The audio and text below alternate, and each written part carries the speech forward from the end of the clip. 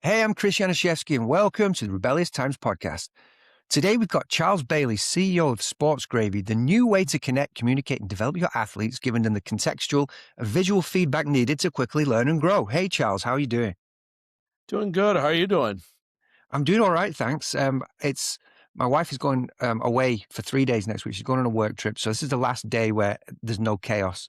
After that, I've got the kids to myself, and yeah, it's going to be chaos. But yeah, doing great, thanks. And so Oh, go ahead. go on. Yeah, thanks for joining me today. I really appreciate you taking time out and coming on the show. You've got a lot of really interesting things to talk about. But I'd love if you could start with your background, please, kind of where you started and kind of how you got to where you are being a serial founder.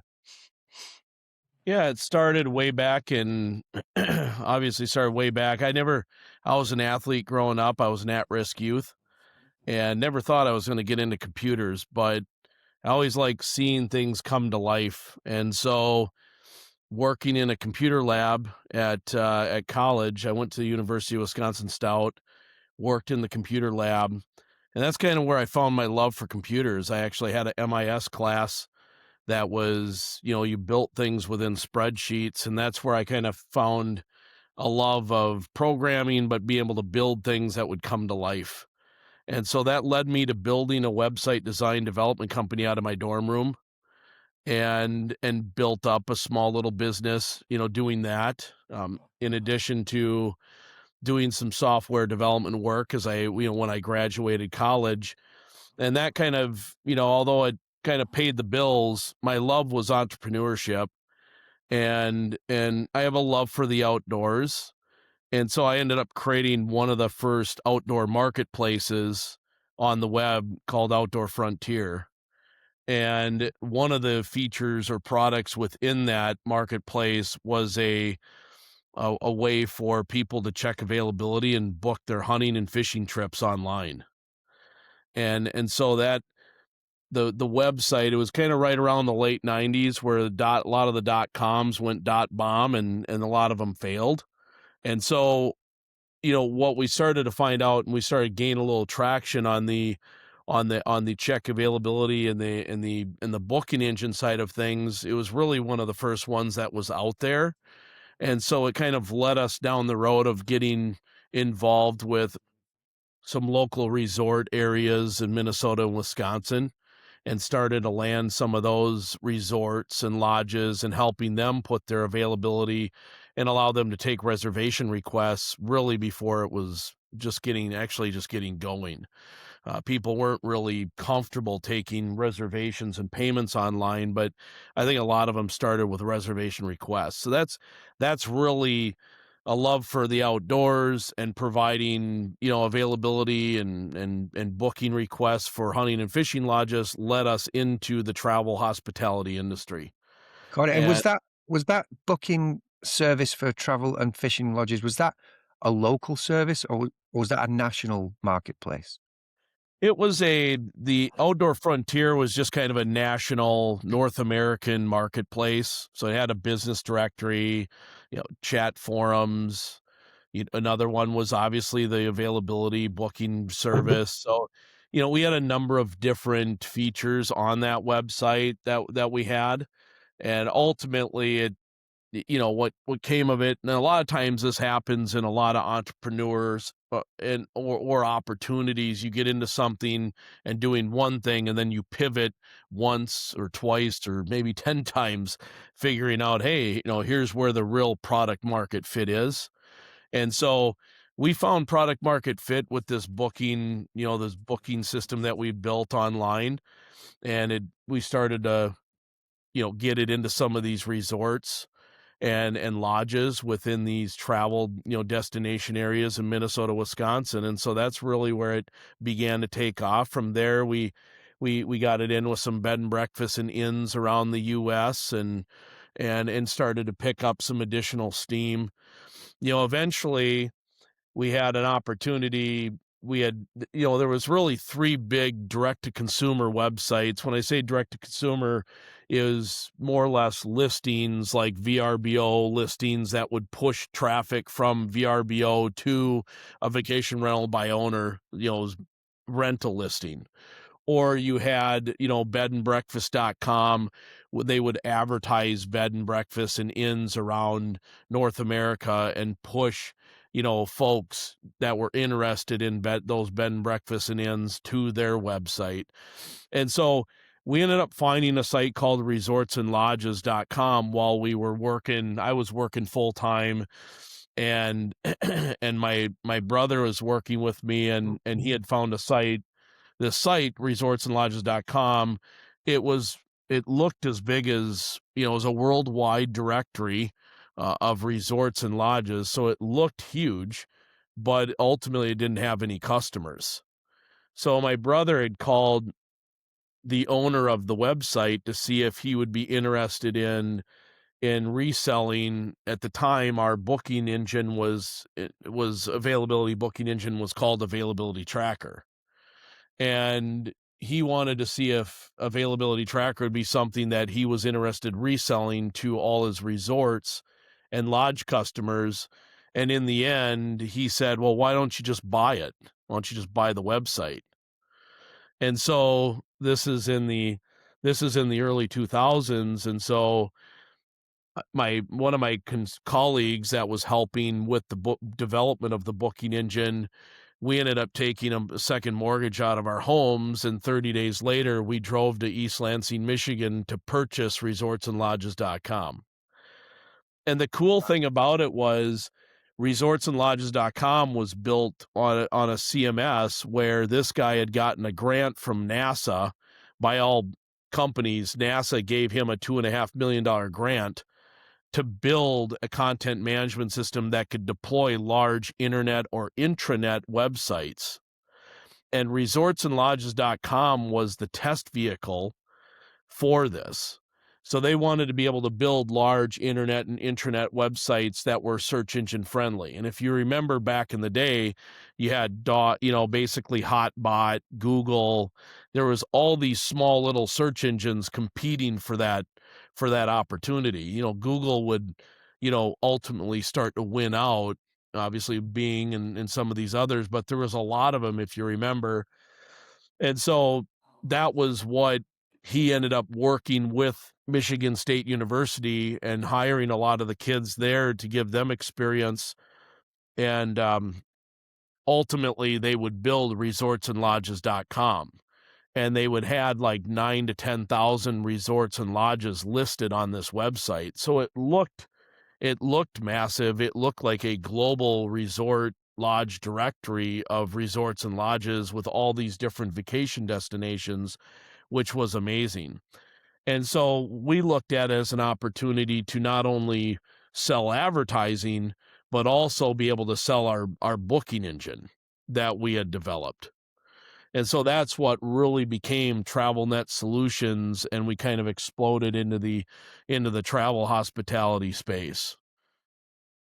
Fantastic. Wow, what a story. So you inherited, or you acquired this platform. Were you able to leverage a lot of the functionality that NASA had their eye on, like the intranets, or was it really just, you had this directory of businesses, you had some sort of relationship with them, and that was kind of the gateway to selling the solution you already had? Yeah, initially we didn't have to build the CMS, the content management system, and some of those pieces initially, because it already was able to power and basically build this website. So it had tools in the back end where we would be able to add a listing to the directory and edit a listing and all those things. So we kind of used what was there, but eventually we would write our own application, content management system, to be able to power resortsandlodges.com. We would build our own, but it was something that got us up and going, and it got us up and going really quick. In the first year, I mean, we just planned on having it be kind of a lifestyle business. The first year we generated almost $500,000 in ad sales and booking engine subscriptions. And then in year 2, we went to 1.6 million. And so it was like, wow, there's something here. Yeah. Not just with the advertising, but the booking engine. And the booking engine was there, but the advertising became really the primary product, if you will, that we led with, and would then build TravelNet solutions over the next 20 some years. That would be kind of a catalyst for us to, have a solid, a multi-million, a solid business, that was there, but would allow us to build some of the other products that we ended up building, which really became really the driving products of the business that really created all the value in the end, were the software subscription products, so SaaS products. But resorts and lodges was instrumental in the first you know 15 years of our existence to kind of keep us in the industry, keep us, had a good business, not a great business model.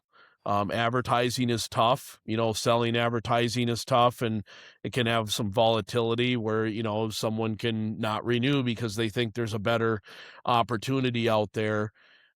With that, How, it really forced can I us ask, to. how do you build an advertising solution that can compete with all of the other ways businesses could spend their ad dollars, Google and all these different ways? How do you build a solution that's interesting and that scales and will keep them advertising with you? Well, one was, in any marketplace, you build out the content, right? So we had developed and built out a lot of unique content for these resorts. And so we had filter types on resortsandlodges.com, let's say family resorts, beach resorts. So when a customer would come on, we would write all unique copy for that particular advertising campaign. So that resort would have a general description for the resort, but then we would also write different copy for, family resorts if they were listed under a family resorts. If they were a family resort, we would write copy slanted towards, what they had to offer from a family resort standpoint, or if it was a beach resort, or if it was a fishing resort, so on and so forth. So I think the content made us unique, and we obviously did a lot of cost per click advertising, but we had a lot of SEO. So we had pretty good knowledge around the SEO game, and how to really build a website that could get listed within that, within the on the SEO side of things, and get that organic traffic coming to the website. And so at the high point, we had 10 plus million visitors a year, coming to resortsandlodges.com and looking, really researching, finding, and booking their vacations. Fantastic. So where are you at now with the business? Are you still running that business? Resortsandlodges.com is kind of like, now today with TravelNet, it's taken a back seat, obviously, over the last 10 years to the software products. Today TravelNet Solutions owns, is Track, and Track is really the number one platform for mid-market to enterprise vacation rental management companies and independent resorts. Okay. And so it's been quite the climb from nothing, from ground zero to something that's that's it's really a major player within the travel hospitality technology space. And it was pretty cool to ride to see from beginning to end.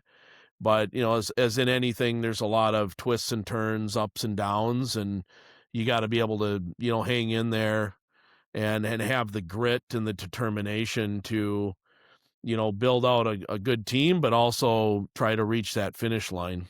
So What it's what do not you easy building a quality business. what do you think? So you built a very hard business there, especially any business on a national scale like that, where you're introducing new technology and you're buying in technology and you're building apps. Like, what are the things you think you did well where other people might fail, to be able to continue to scale over the 15 years? Well, I remember when it was the 0809 crisis, the real estate crisis, where all these, resorts went out of business, people went out of business. I was in a group at the time, a CEO group called Vistage, and it amongst all the owners of our respective businesses, we came from different areas. I was the only business in the group that was technology based, but we all kind of dug in our heels and said, hey, we need to cut back. We need to stay alive. We need to, there's times where you got to make tough decisions and scale back. Normally we were probably 35 to 45 employees typically, but there was a time where we scaled it all the way back down to like, I'd say 12 to 15, just to make sure that we were lean and mean and we could get through that particular, situation in the market. And that allowed us to really focus on, even more so focus on the value that we brought our customers. So it wasn't just website visitors to their website. We ended up implementing a call tracking, call recording platform into resorts and lodges that allowed us to track not only the calls, but then we would build automatic transcription to be able to transcribe the calls and build a booking report and be able to give that to our customers. So we probably had one of the most sophisticated tracking platforms within the advertising space that allowed us to not only just talk about the value we were bringing them, but actually show them the value we were bringing them. And that allowed us to, reduce our leaky bucket. When you're just selling advertising, it's very hard. People get emotional, people get excited.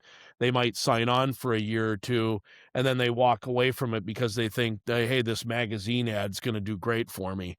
So I think as people got more and more educated on the internet, obviously everyone has a certain presence on the internet today, but back in the day, it wasn't as easy.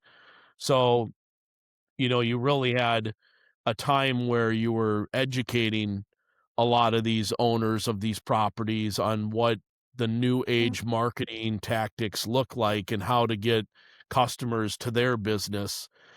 As things became more prevalent on the internet, people could search and find all sorts of places. So we looked at it as a big shopping mall. People typically didn't want to go to, Samsung TV or you want to go to LG TVs. You want to go to Best Buy, and you want to be able to shop inventory. And I think that's what makes a bedandbreakfast.com, resortsandlodges.com, VRBO.com, HomeAway, Expedia. These are big shopping malls where travelers can go and really look and research different types of vacations, different types of properties, and book that perfect vacation for not themselves or them as a couple or their family or what have you. So, Love it. What a fascinating story. And so now you took all this experience and this success and this amazing ability to build businesses into a passion, a sports passion of yours. I'd love you to tell us about Sports Gravy, kind of how that came about and what it is.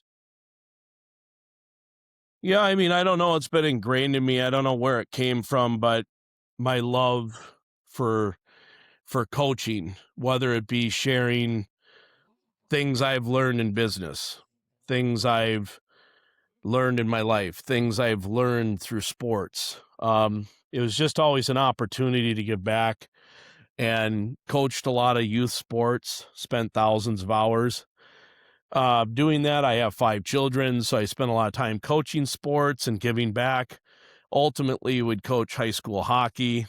And, one day when I was coaching high school hockey, I was spending a lot of time coaching these kids and spending 5 days a week training them up, coaching them. But I ended up bringing out my tablet one day. And so I was filming them, doing a breakout or filming them do penalty kill or what have you. And so I started showing the kids what I was recording video wise on the tablet. I would bring them over and show them. And it just seemed like I didn't know if it was the technology or if it was them seeing themselves, on the video, but it seemed to click, so they were more engaged, seemed to be excited about it, and seemed to do better and develop faster with it because they saw themselves doing it and they had an understanding. It wasn't just a coach telling them, hey, you're doing this or you're not doing this. It was, they could see it for themselves. And so with all the years that I've been, coaching, I thought, well, geez, here's a chance potentially to build a platform. And I didn't know what that platform looked like. to build a platform or build some technology that would be able to be used on a mobile phone and or tablet and be able to give kids visual feedback. There's so many athletes in sports that get underdeveloped. I mean, first and foremost, you have parents spending a lot of time and a lot of money to help their kids compete in whether it's competitive dance, wrestling, hockey, basketball, you name it. They're spending a lot of time and energy and money on these youth sports. And I think they want to make sure their kid is the best they can be. And you have a lot of volunteer coaches that are coaching. Some of them are better communicators than others. Some of them are better coaches than others. Some of them are more dedicated than others. I always, because of the business that we had and the travel business we had, it allowed me to have some additional time to be able to get involved in youth sports and coaching. And I would apply myself in those situations. I wanted to help every kid succeed. It was a real passion of mine. And so that's kind of, with that coupled with, seeing some of the visual feedback tests, with the kids at the high school level and the engagement that I was getting and the improvement, then really that's when I thought of building some form of technology to be able to bring this to market. And that would become Sports Gravy. So like 7.5 years ago, I'd say it was almost a decade ago that I was coaching, like 9-10 years ago, coaching high school hockey. And I was thinking about this and looking at how I could do it. And it took me a couple of years knowing how hard it is to build a platform, build technology, and build it from scratch, and how hard that is because we did it with TravelNet. That kind of had me, I had to build up the gumption again to kind of go back into that because I knew how hard it was to not only build a quality platform, but then also go to marketing, sales, customer success, customer onboarding. So I knew what I was kind of going down, but my passion for helping kids and giving a platform that could first and foremost help athletes be better athletes, right? Let's help tens of millions of kids be better athletes. Let's put a platform in the hands of these youth sports organizations, the high schools, the coaches that can help them get more out of their athletes and faster. So that's where that passion started. And be able to do that in a way where we can not only impact them through sports and help them be a better athlete, but then also start to work in things and help them be better people, right? So to me, this became really my legacy and paying it forward. I wanted to build a platform that can not only help kids be better athletes, help maybe parents enjoy the journey a little bit more, help organizations make money and save money, and run more efficiently, but most importantly, passing on leadership, right? Passing on the Lord, working with Fellowship for Christian Athletes, Athletes in Action, right? Introducing the Lord through the platform, introducing leadership, principles and whatnot through the platform, personality and or traits that allow you to be successful, not only in sports, but in life, and then through that, maybe also having the opportunity to reduce cyberbullying, reduce teen suicide.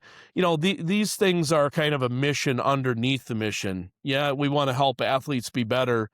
We want to help parents enjoy the journey. We want to help organizations, but most importantly, we want to pay it forward. We want to help these kids be great people, as they go into their rest of their lives. And that's really the motivation that I've had, the investment, the millions of dollars that I've invested personally into this and the 140,000 plus build hours that we've put into this platform that we're really excited about over the last 7 years is really incredible. And it's a blessing from God, to be honest, that we were able to make it, this far and ultimately, because what it's really reminded me of is just how hard it is to build a great platform, a great product, and then also go to market. And it takes a village. It takes a lot of dedication from a number of people to make that happen. So it's That's, been incredible. yeah, it's amazing what you're doing, and there's so far you could take it, in terms of enabling, kids to be able to perform at sports, the teachers to do a better job, to identify all the details of the game. So I literally just started coaching my eldest son's first grade soccer, and I've never done that before. And so we had our first training session last week on Friday. And so, all these little kids turn up, 10 of them, and they don't know me. I'm some strange big dude standing there with a baseball cap on. And I had to plan a session, and you've no idea, what capabilities they have. I put a little plan together, think, okay, I kind of played soccer a lot myself. I've got an idea of kind of out of the gate what they need to know. And then you start to see all the kids' individual abilities. They're all different, but they all have different capabilities, right? And we played our first competitive game the day after, and I was so impressed with them. Like, none of them have really had experience, but they were listening. They were, a couple of them could read the game. They were working for the team. But I realized this as a coach, I can take it in whatever direction I want. I can give them all bad information, right? I can teach them nothing of use, or I can identify the main things they need to do to be successful at this level. Or I can work with each one and identify exactly what they should be doing and what they should focus on. But for me, I'm not a professional coach. I'm not educated in that. It's very difficult to know. So I imagine, you could progress your business to the point where you have a camera at the side of the field, right? And there's AI seeing what they're doing and coming back and giving a report and giving the parents instructions on these are the things you need kids to improve on. Like, you could totally change the way sports are done in the US, but it seems like a massive undertaking. It is. I mean, it's taken. I mean, like I said, like I mentioned, it's legitimately. It was. I didn't want to. If I was going to do this, I wanted to do it the right way.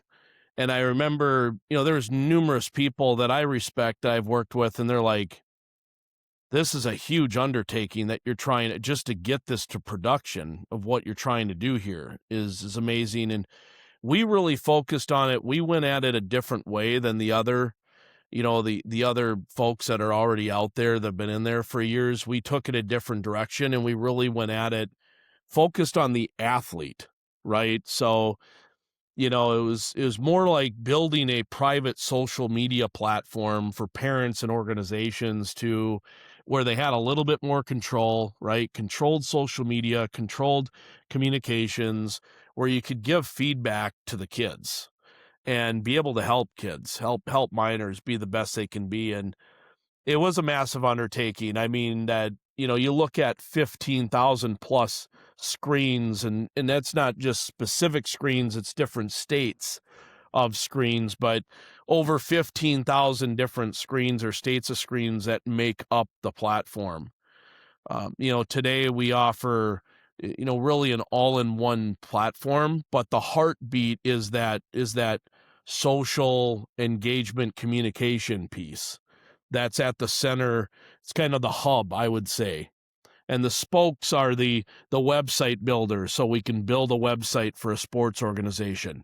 Another spoke is the volunteer module, volunteer management, to help them, you know, efficiently, effectively manage their volunteers and whatnot within the organization. Another one is registration, helping them, handle all the registrations to sign up for the sports, for whether it be the winter season or a fall season, or even if they're offering some training programs during the summer, to help them further develop. So, that's kind of the way we looked at it was, build this social engagement communication platform as the center, and then have the different spokes, like the hub and spoke model, where we had the different spokes for the different other big features that we would need to provide the functionality these organizations would need to deploy this within a sports organization.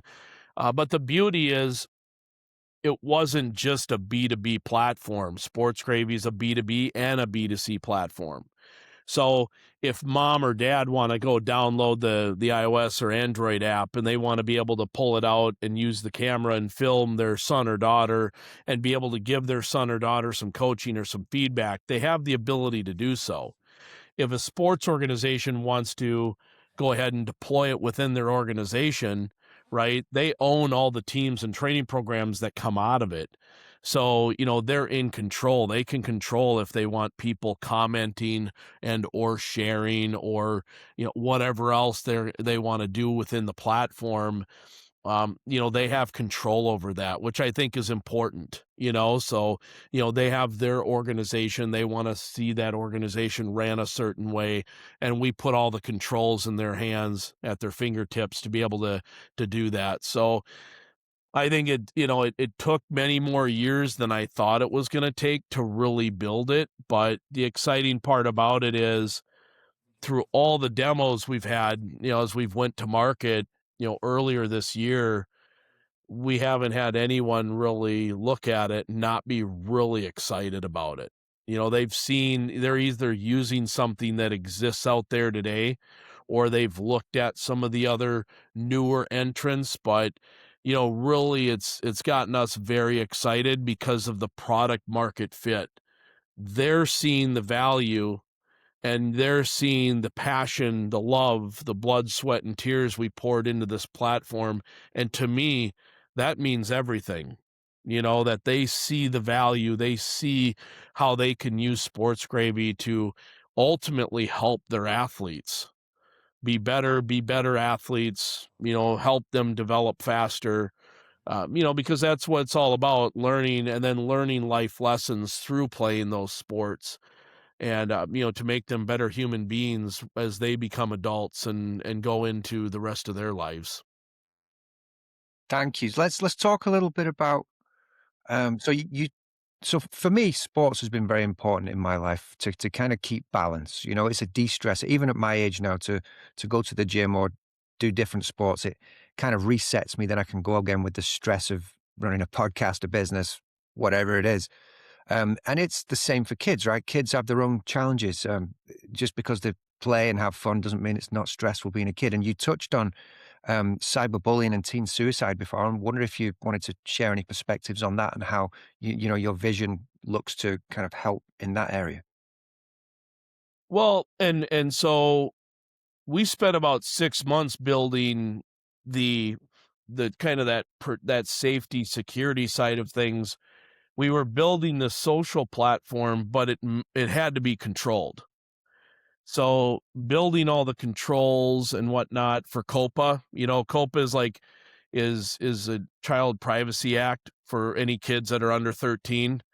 We're probably one of the very few platforms that has that built into our sign-up process. Our sign-up process is a little bit more, uh, I'd say there's a little bit more rigorous, to sign up. But having said that, we want to make sure you are who you say you are. We don't want people hiding behind their phones. We want to build a company, built on transparency, accountability. And if you have those two things, then you can start to build trust. And ultimately, we deploy those same things in everything we do within our company, but also into the customers that we have. And protecting children is paramount. I believe social media is bad for not only children's health, but it can be bad for adults as well. So I think, being able to, in a day and age where you have so much misinformation and AI and all this jazz, building a platform centered around not only, the social engagement and communication, that's great, but you have to have guardrails in place. And the guardrails we put in place were built and woven into the platform from day one. Part of my vision, and I built, my hands have been on every screen, every part of this platform. I've had my hands on it. So it was something like, for me, it was a work of art. It was crafting it and building it together.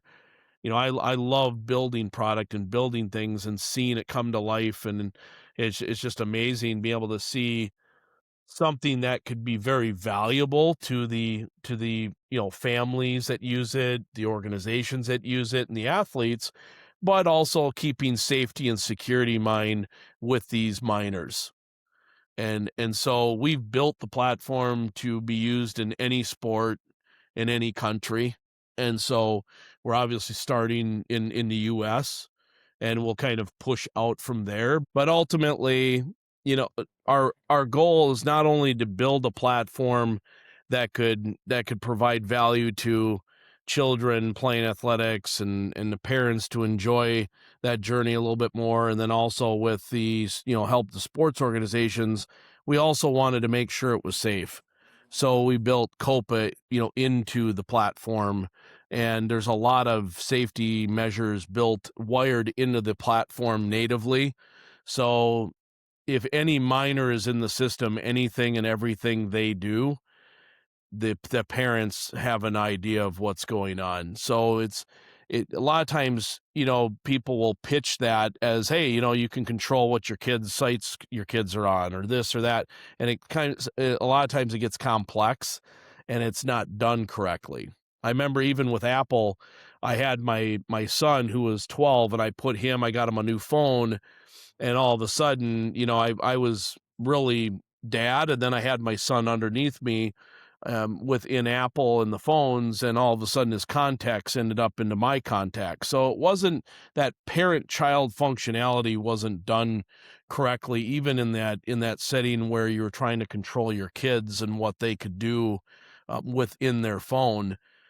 So we really took it personally when we built the platform to make sure that when a minor is doing something, mom or dad are involved in it. So, kids' brains aren't fully developed until they're 25 years old, and they may or may not understand what they're doing and how it could impact them both positively and or negatively when they're doing things online.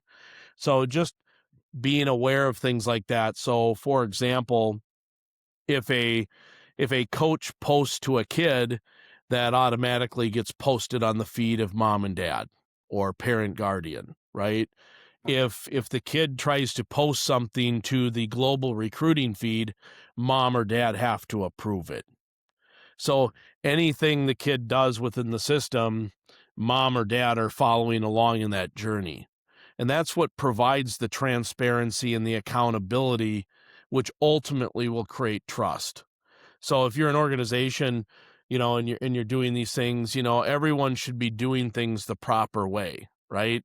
You shouldn't be doing things where, you're having safe sport, violations. You're not doing things. So really the platform kind of drives safety, security for children. Love And it. that's something that's very important. At the same time, kids have to, life is hard and they have to, be pushed. But at the same time, there are safe sport, that's out there. There are things out there that are expectations on how to operate if you're an adult with minors and things like that. So those are all guardrails. And I think as a platform, we wanted to support those things and make sure that the kids ultimately are pushed, but it's done in a proper way. Yeah, love it. Fantastic. And you talked about using sports as a vehicle for leadership and character building, and I'd love to hear a little about your perspective on not just that, but on your faith as well. I know you have strong faith, and giving back, which is a big part of your focus as well. Yeah, and I thought, is this another opportunity, whether it be, you got Fellowship for Christian Athletes, you've got Athletes in Action, you've got Hockey Ministries.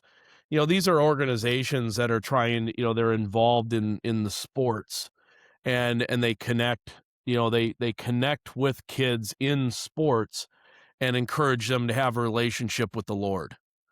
And I think that's what we're looking to do, in addition to providing a platform for these kids to be able to be the best they can be. But, it's things like that, whether it be leadership principles, how to be the best leader you can be, right? Even if you're not a captain or you're assistant captain, you can still be a leader, how to win friends and influence people.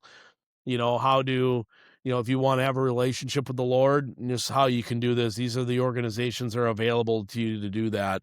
So there's a lot of great things, that we can do from that standpoint, teaching, but also just awareness, awareness of teen suicide and cyberbullying and things like that. Kids taking pictures of someone and then saying they're going to post it to a group of people. And I think kids try to be tough, so do adults, but that's added a whole nother element to